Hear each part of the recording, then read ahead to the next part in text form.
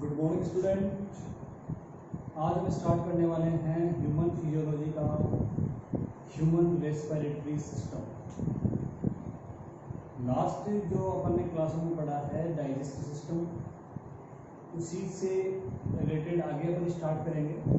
तो digestive system में हमने ये सीख लिया था कि किस प्रकार से भोजन से जो पोषक तत्व निकलते हैं वो हमारे ब्लड में कैसे मिक्स होते हैं। अब अपन बात करेंगे कि उनका ऑक्सीडेशन कैसे होता है। सबसे पहले मैं आपको एक टॉपिक पॉइंट बताऊंगा कि जो श्वसन है, जो हम सांस लेते हैं, वो क्या होती है और वो क्यों जरूरी है। ठीक है, तो आज का जो अपना नया चैप्टर है ह्यूमन रेस्पिरेटरी सिस्टम। ठीक है, आज हम पढ़ेंगे ह्यूमन रेस्पिरेटरी सिस्टम। तो ह्यूमन रेस्पिरेटरी सिस्टम को पढ़ने से पहले अपन ये बात करेंगे व्हाई टू ब्रीथ। देखो, आप याद करो वो दिन जब हमने ये कहा कि एक जो कोशिका है, ये कोई एक क्या है बच्चों, कोशिका। और इस कोशिका के अंदर मैं आपको बता दूं, ये जो आपकी ब्लड वेसल्स है,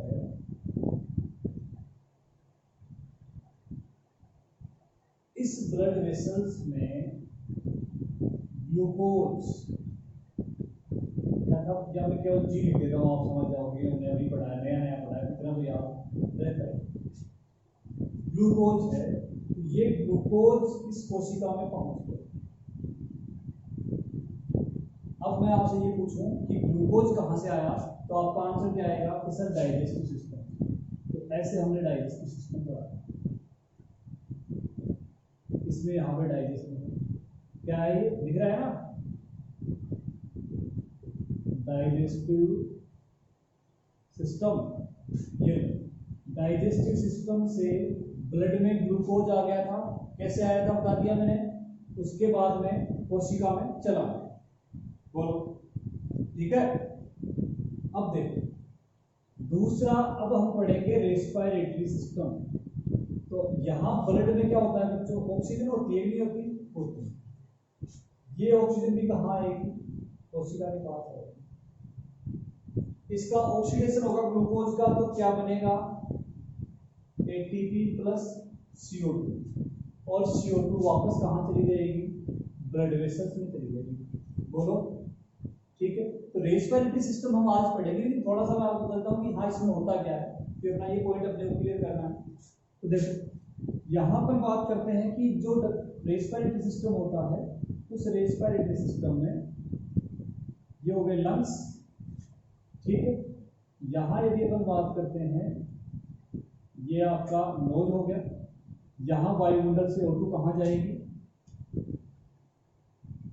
नाक से होती हुई लंग्स में आ गई। आगे लंग्स से क्या होगा, डिफ्यूजन होगा। ये आगे प्रोपोज बताऊंगा मैं पूरा, लेकिन अभी आपको याद रखना कि लंग्स में क्या आ गई, O2, और लंग्स से O2 कहाँ जाती है, ब्लड में चली जाती है। ठीक है, ये हो गया respiratory system. Respiratory system, why to breathe. Digestive system से ग्लूकोज सेल में चला गया, रेस्पिरेटरी सिस्टम से ऑक्सीजन, रेस्पिरेटरी सिस्टम जो है, उस रेस्पिरेटरी सिस्टम से ऑक्सीजन कहाँ चली गई, ब्लड में। और ये जो देखो ब्लड में चली गई, ब्लड में जाने के बाद कोशिका में चली गई, ग्लूकोज ऑक्सीजन ने क्या किया, ऑक्सीडेशन, क्या निकली, एटीपी। एटीपी सेल्स के काम में आ गई, CO2 ऑक्सीजन पदार्थ है, वो वापस ब्लड में आ गया, और ब्लड से वापस कहाँ चला गया, लंग्स में, और लंग्स से वापस को क्या कर दिया, बाहर फेंक दिया। इसको आई बात समझ में, नोट करो इसको। एटीपी बन रही, तो एटीपी का पूरा नाम क्या है बच्चों, एडिनोसिन ट्राई फॉस्फेट। ठीक है, एडिनोसिन ट्राइफॉस्फेट, ये भी लिखना है। एडिनोसिन ट्राइफॉस्फेट,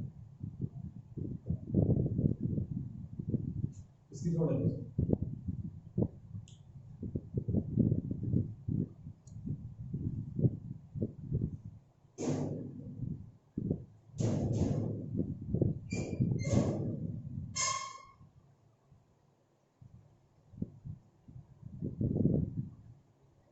आगे चले,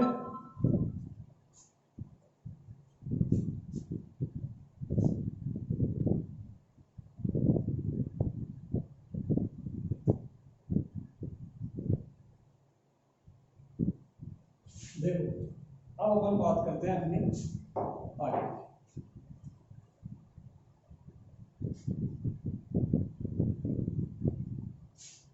थोड़ा सा ध्यान से सुनो।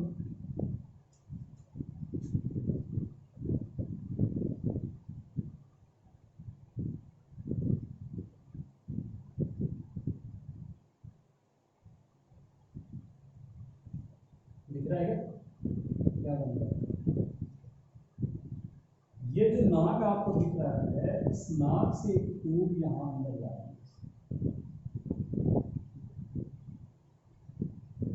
ये बक्कल की रीढ़ है, ठीक है।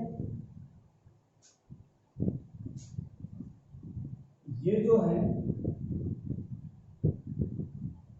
इसको बोलते हैं बच्चों नोस्ट्रिल, या आप इसको कह सकते हो एक्सटर्नल नेज, ठीक है। ये आ जाएगी नेजल केविटी, नाक से जो अंदर की ओर ट्यूब जा रही है उसको बोलते हैं नेजल केविटी, और ये नीचे वाली आप जानते हो लिप्स वाली, ये बक्कल केविटी, क्लियर।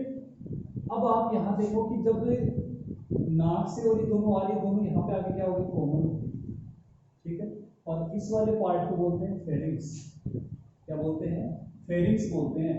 तो ये एक चीज यहाँ बता दो कि यहाँ इनकी जो ओपनिंग होती है, इस वाले पार्ट को बोला जाता है internal layers, internal layers, clear. ये पूरा पार्ट जो यहाँ पर आपको दिख रहा है, ये डाइजेस्टिव में जाएगा, ये पूरा पार्ट है फेरिंक्स, ठीक है। तो जो साम यानी कि जिसके सामने नेजल चेंबर के सामने है, इसको बोलते हैं नासोफेरिंक्स।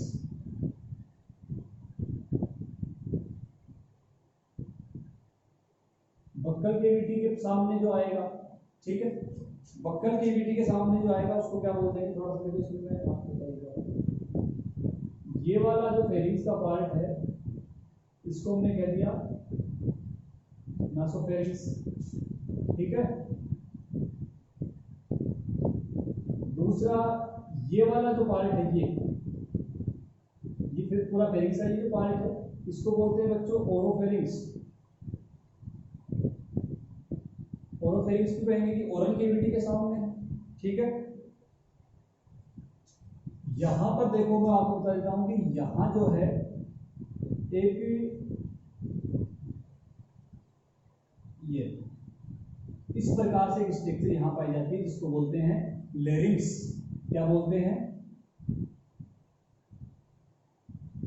लेरिंग्स बोलते हैं। तो यहाँ लेरिंग के पास में जो फेरिंक्स का पार्ट है, इसको बोल देंगे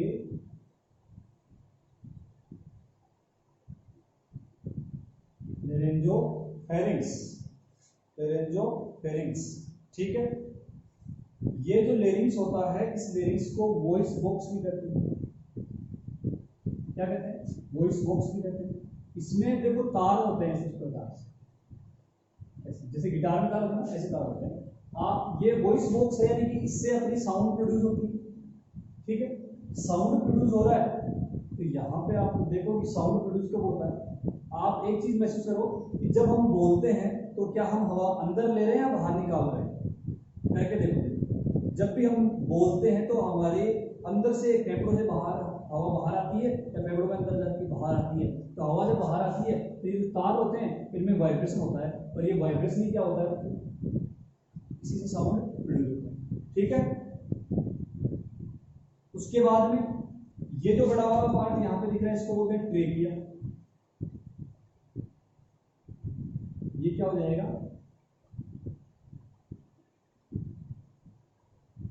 ट्रेकिया, या इसको बोल सकते हैं वाइंड पाइप। वाइंड पाइप बोलो।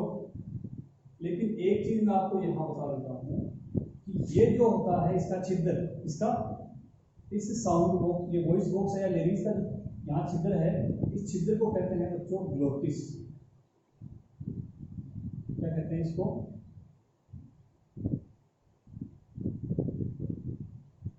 ग्लोटिस कहते हैं। और इस ग्लोटिस के ऊपर एक ढक्कन होता है जो यानी कि जब इस, ये क्या है,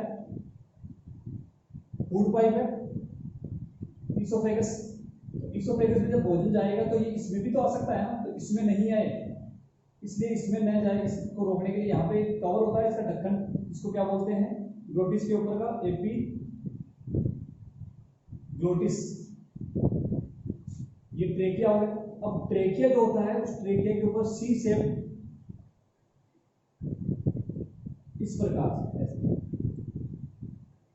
ठीक है, सी शेप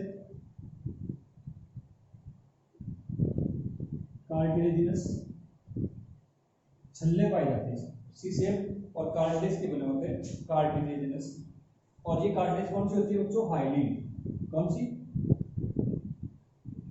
हाइलिन कार्टिलेज, हाइलिन। बोलो यार, क्या समझ में आया, नोस्ट्रिल इंटरनल और एक्सटर्नल हो गया, फेरिंग्स हो गया यहाँ तक। तो फेरिंग्स में ऊपर वाला पार्ट नेसोफेरिंग्स नाक के सामने है या लेजर चेंबर के सामने, ओरल कैविटी के सामने ओरोफेरिंग्स, और लेरिंग्स के पास में तो लेरिंजोफेरिंग्स हमने इसको नाम दे दिया। यहाँ पे ये वॉइस बॉक्स हो गया, वॉइस बॉक्स का जो गेप होता है, इसका छिद्र होता है, इसको बोलते हैं ग्लोटिस, और ग्लोटिस के ऊपर ढक्कन होता है एपिग्लोटिस, याद रखना एपिग्लोटिस। उसके बाद में ये नीचे जो पाइप है ट्रेकिया, वाइंड पाइप बोलते हैं। इसमें हाइलिन कार्टिलेज के क्या होते हैं, सी शेप आकार के छल्ले पाए जाते हैं। यहाँ तक की ये बात अपने, इसको स्क्रीनशॉट लो, उसके बाद बात करते हैं।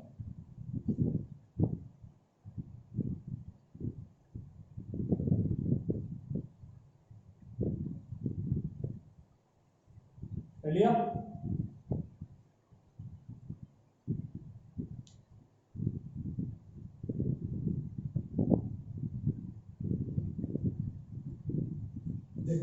मैंने इसको यहां तक बना दिया है।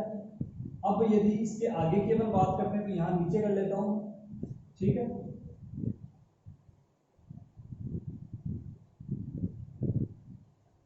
ये ग्लोटिस एपिग्लोटिस, इनका काम क्या है ये आपको याद है।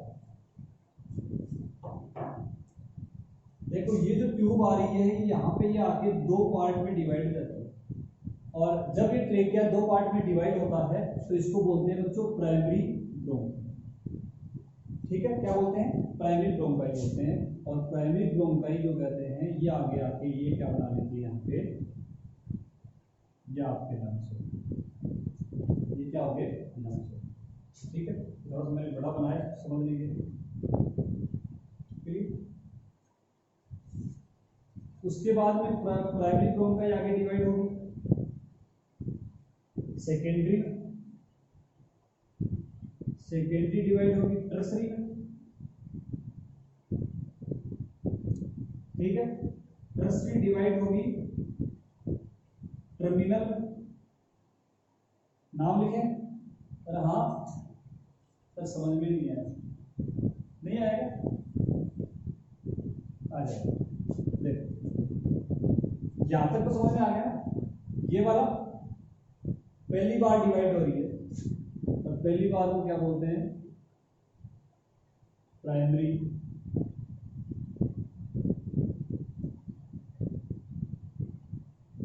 ये दूसरी बार हो गई,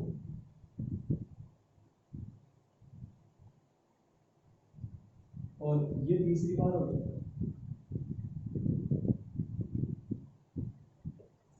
प्राइमरी क्या होती है, सेकेंडरी क्या होती है, टर्सरी क्या होती है, ये आपको समझ में आ गया।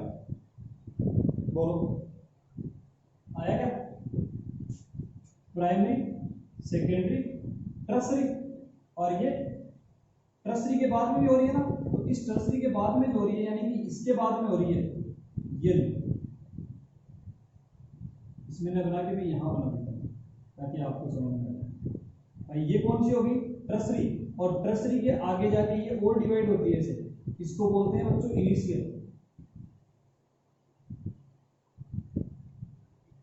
और इनिशियल जो है जैसे ये डिवाइड हुई है, ये डिवाइड और हो जाती है आगे जाके, ठीक है। तो ये आगे जाके और डिवाइड हुई है, इसको बोलते हैं बच्चों टर्मिनल। ये नाम आपको सारे याद रखने हैं, दोबारा बता दूंगा मैं, कहीं दिक्कत आ रही है। सबसे पहले क्या पढ़ा तुमने? अब यहां पर अपन बात करते हैं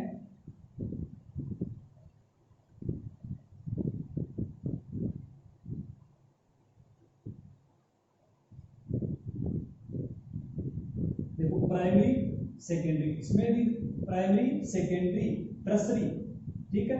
ये टर्मिनल सॉरी इनिशियल, और इनिशियल के आगे ये क्या हो जाएगी? टर्मिनल। और टर्मिनल पे यहां पे क्या लगी होती है बच्चों?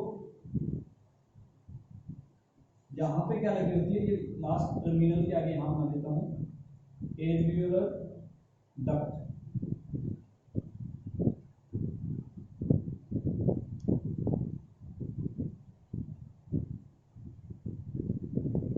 ठीक है, इसको कहेंगे एल्वियोलर डक्ट। और ये जो यहाँ पे गुब्बारेनुमा संरचना आपको दिख रही है, इसको बोलते हैं एल्वियोलर डक्ट और एल्वियोलाई। ठीक है, यहाँ तक एक चीज मैं आपको यहाँ बता देता हूँ, ऐसा जैसा इसमें बना है ऐसा ही क्या होता है इधर होता है। यहाँ पर ये जो अपना ट्रेकिया आ रहा है यहाँ तक, यहाँ आने के बाद में दो पार्ट में डिवाइड होता है। तो आपने स्केलेटल सिस्टम बड़ा होगा, तो अपनी जो बैकबोन होती है यहाँ इसमें T5, यदि आपको ये याद नहीं है ये क्या होता है, समझ में नहीं आया, तो आपको याद होता है थोरेसिक जो 5 नंबर की होती है, उस 5 नंबर वाली थोरेसिक उसके सामने से क्या होती है? डिवाइड होती है, T5 से ये डिवाइड होती है। ठीक है, ये अपना कंप्लीट हो गया है। इसमें आप मैंने क्या बताया आपको, सबसे पहले रेस्पिरेटरी सिस्टम की जो स्टार्टिंग हो रही है वो कहां से हो रही है बच्चों? नाक से हो रही है। ठीक है, नाक का जो चित्र जो बाहर व्हाइट कलर में दिख रहा है उसको नोस्ट्रिल बोलते हैं या एक्सटर्नल लेयर कह सकते हैं।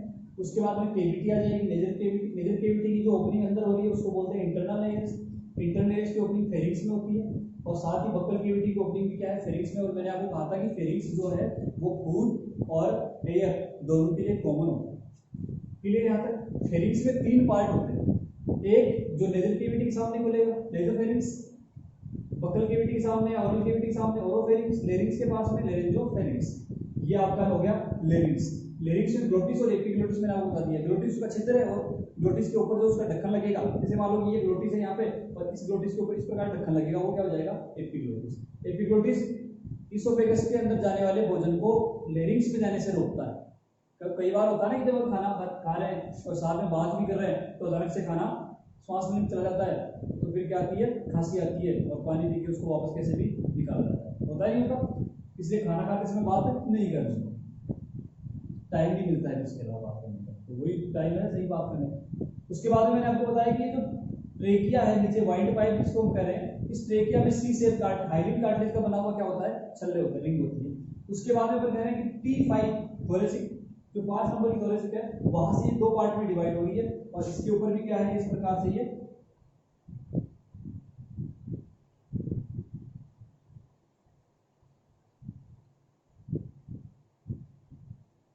सबसे पहले इसको कैसे याद रखना है? ये एक मेन पाइप, ये मेन पाइप जो है ये मेन पाइप है, इसको बोल रहे हैं ट्रेकिया। ट्रेकिया जब पहली बार डिवाइड होता है, यानी कि इस प्रकार से एक थी और अभी आगे 2 हो गई, तो पहली बार डिवाइड होता है तो ये क्या हो जाएगी? प्राइमरी। ठीक है, तो ये प्राइमरी है, तो प्राइमरी 2 पार्ट में फिर डिवाइड होगी, प्राइमरी सेकेंडरी, सेकेंडरी से टर्सरी, टर्सरी से इनिशियल, इनिशियल से टर्मिनल। देखो प्राइमरी, सेकेंडरी, टर्सरी, ये क्या है? टर्मिनल। मैंने यहां बनाई है प्राइमरी, सेकेंडरी, ये टर्सरी, ये इनिशियल, और इनिशियल के लास्ट में जाएगी वो क्या है? टर्मिनल ब्लॉक है। अब हमने यहाँ कह दिया कि टर्मिनल ब्रोंकाई, देखो इसमें जो पूरा हमने जैसे बनाया है primary, secondary, tertiary, initial, terminal और टर्मिनल के आगे एल्वियोलर डक्ट और डक्ट के आगे लगी हुई ट्यूब, ये इसको बोलते हैं वायु कूपिका। और वायु कूपिकाओं में क्या होता है बच्चों, गैसों का आदान प्रदान होता है, डिफ्यूजन होता है CO2 और ऑक्सीजन का। यहाँ तक फॉलो करें, इसका भी आप स्क्रीनशॉट ले लीजिए।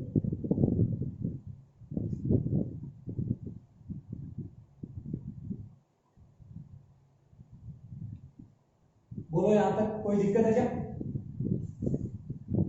ये सबसे सिंपल पार्ट है इसका। और देखो ये वाला जो डायग्राम मैंने आपको बना के बताया है, ये वाला सबसे इंपॉर्टेंट है। इंपॉर्टेंट होने का मतलब देखो सारी चीजें इंपॉर्टेंट है इसको, लेकिन हम जब पढ़ेंगे रेस्पिरेटरी सिस्टम की जो फिजियोलॉजी किस प्रकार से रेस्पिरेशन होता है, तो हमारे पास में ये वाला पार्ट है। जैसे अपन कहें कि ये वायु कूपिका हो गई, यहाँ ब्लड वेसल्स हो गई, यहाँ O2 आ गई, ब्लड वेसल्स में CO2 अभी मैंने बताया था इससे जस्ट पहले, तो CO2 वायु कूपिका में और O2 यहाँ पे, इसको बोलते हैं गैस एक्सचेंज, डिफ्यूजन के द्वारा होता है। यहाँ पे इसकी मेम्ब्रेन अलग है, इसकी मेम्ब्रेन अलग है, बेसमेंट मेम्ब्रेन अलग है, तीनों का नाम अलग है। एनसीईआरटी में डायग्राम दिया हुआ है, एनसीईआरटी में डायग्राम दिया हुआ, ध्यान रखना इस बात को, और नीट में पूछा भी गया है। क्लियर? तो ये सारी चीजें अपन आगे बढ़ेंगे, लेकिन इससे पहले अपना ये जो पार्ट है ये अपने दिमाग में एकदम क्लियर होना चाहिए। ऐसे नहीं है कि एकदम पढ़ लिया हाँ ठीक हो जाए। इसलिए ये जो मैंने आपको आज पढ़ाया है ये अपना कंप्लीट क्लियर होना चाहिए। उसके बाद में अपन पढ़ेंगे आगे कि किस प्रकार से इनकी आगे की एनाटॉमी। आज के लिए बच्चों इतना ही, इसको आप ढंग से क्लियर कर दिया और एनसीईआरटी से पढ़ो, ठीक है।